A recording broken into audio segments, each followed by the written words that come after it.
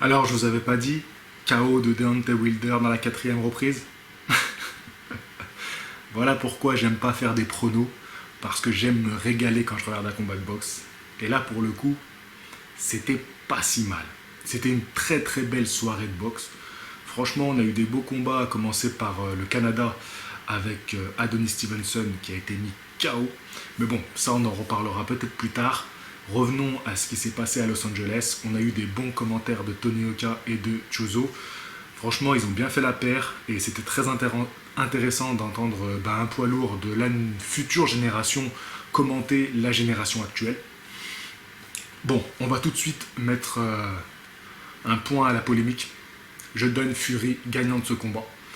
Après, on va décortiquer le combat, mais autant que ça soit dit tout de suite.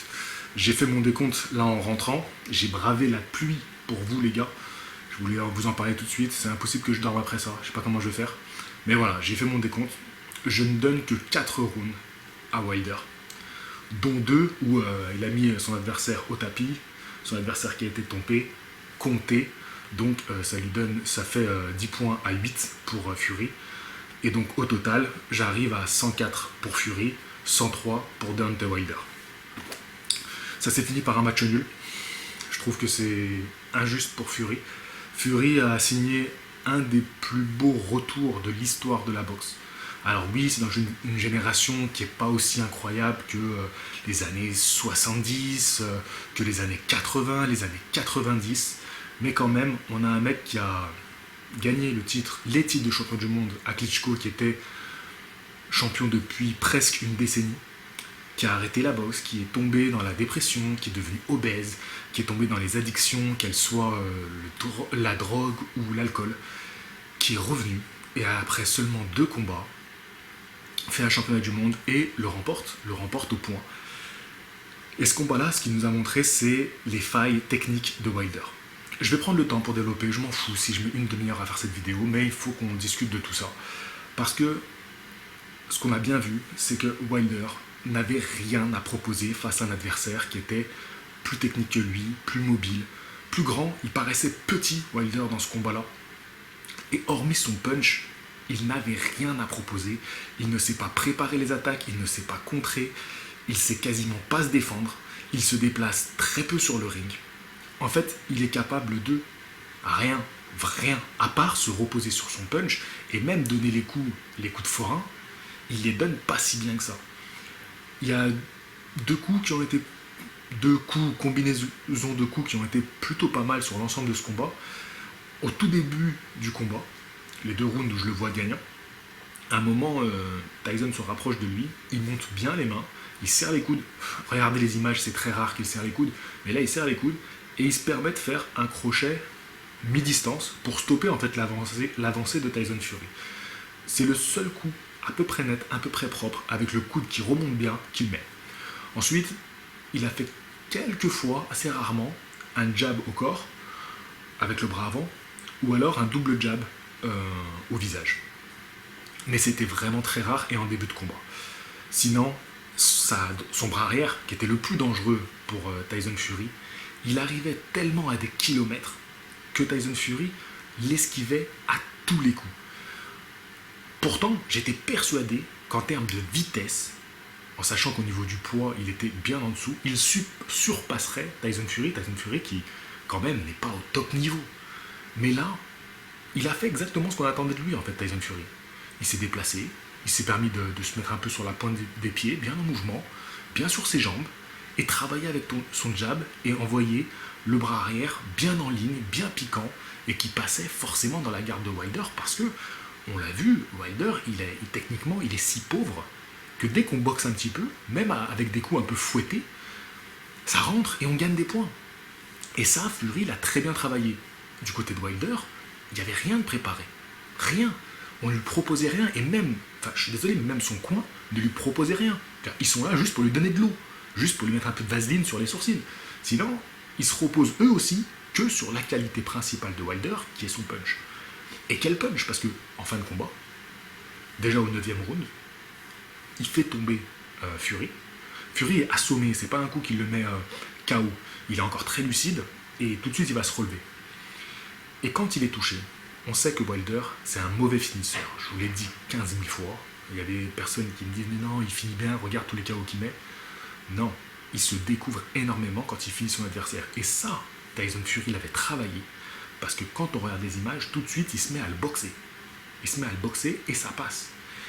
Et ça a perturbé énormément Wilder. Je ne pensais pas que Wilder serait aussi nerveux pour ce combat-là. Alors, en début de combat, il était pas mal.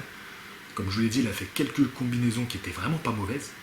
Mais ensuite, à partir du 4-5e round, il est sorti du combat. C'est comme s'il n'était plus dans son corps. Et il y a même des rounds où il ne proposait absolument rien. Il ne se réveillait même pas. Il y a eu un soubresaut, je crois, en fin de 5e, où il tente un peu une combinaison. Mais sinon, il était absent, Wilder, complètement absent. Parce qu'il n'avait pas le bagage technique pour proposer quelque chose. Alors il a ce coup impressionnant dans le 9e round. Il n'arrive pas à le finir. Ça, on s'en doutait parce que Tyson Fury, il est très intelligent et il a un gros mental. Ensuite, il revient dans son combat. Et alors là, dernier round, il le met au tapis. Mais quel coup il lui met! Quel coup! On pensait vraiment que Tyson Fury ne se relèverait pas. Le coin de Wilder est super heureux. Wilder est super heureux. Et je pense que le fait que Tyson se soit relevé, il prend bien son temps pour se relever. On voit que c'est vraiment un boxeur, c'est tout dans la tête. Et il n'est pas bien, hein, parce qu'il met les mains sur les épaules de l'arbitre pour dire ça va, mais il est vraiment pas bien. Mais au bluff, il y va.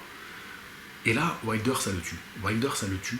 Et il n'a pas l'énergie, mais je pense que vraiment c'est nerveusement qu'il s'est usé. Et il n'a pas l'énergie pour aller finir Fury. Et on pense même que Fury va le terminer à la fin de ce round. On pense même que Fury va le terminer, tellement il va lui marcher dessus, et Wilder va être comme si c'était lui qui est allé au tapis, comme si c'était lui qui avait été sonné. Bon, les dernières secondes du combat, ils ne s'échangent plus de coups, les deux. Je pense que parce que Fury, il a pris un sacré coup quand même dans ce dernier round.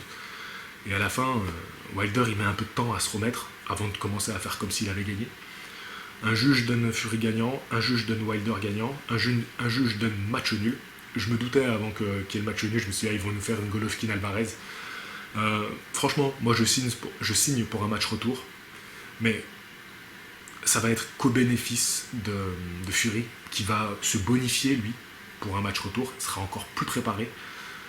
Mais Wilder, Wilder, il a que son punch. Il n'a que ça. Et c'est quelque chose que je vous dis depuis longtemps. Alors moi, j'étais supporter de Wilder, mais je reconnais les qualités et les défauts de chacun. Pour le coup, Tyson Fury, là, il a fait du bien. Alors, j'entends déjà combat de l'année, combat du siècle, blablabla. On a l'un des plus beaux retours de l'histoire de la boxe. Je vous le dis, je le signe. Hein. On en reparlera dans 5-6 ans, on verra. Mais en tout cas, on n'a pas le combat de l'année. Cette année, on a eu des très beaux combats de boxe. On a une année 2017 qui était belle, mais cette année 2018 n'a vraiment rien à envier, presque rien à envier à 2017. Alors, on a eu un beau choc de poids lourd. C'est pas le combat de l'année. On va redescendre un petit peu, d'accord. On a un boxeur qui techniquement n'a rien, sauf son punch, face à un boxeur qui fait un retour et qui est très impressionnant, c'est vrai, mais qui est incapable de finir Wilder. Alors que face à lui, à part ce punch ahurissant, c'est du vent. C'est du vent, voilà. Donc, voilà, je tiens quand même à mesurer un peu cette... je sais qu'il va y avoir... Ça va être la folie, hein, après ce combat-là, on va en parler. Mais voilà, je me suis quand même régalé. Ça nous montre que la boxe poids lourd, c'est pas non plus les années 70, 80, 90, hein, on se détend. En termes techniques, ce qu'on a vu sur le ring, c'était pas non plus... c'était pas ouf, voilà. Mais on a eu quelque chose de beaucoup plus intéressant que ce qu'on pouvait imaginer, même dans nos rêves les plus fous. C'est-à-dire qu'on pensait à un Tyson Fury qui allait complètement fermer le combat. On pensait à un Wilder qui allait vite terminer le combat. Et au contraire, on a eu l'opposition de style qu'on rêvait. Et on a eu un finish de rêve aussi, parce que le dernier round, peut-être le round de l'année. Ça, oui.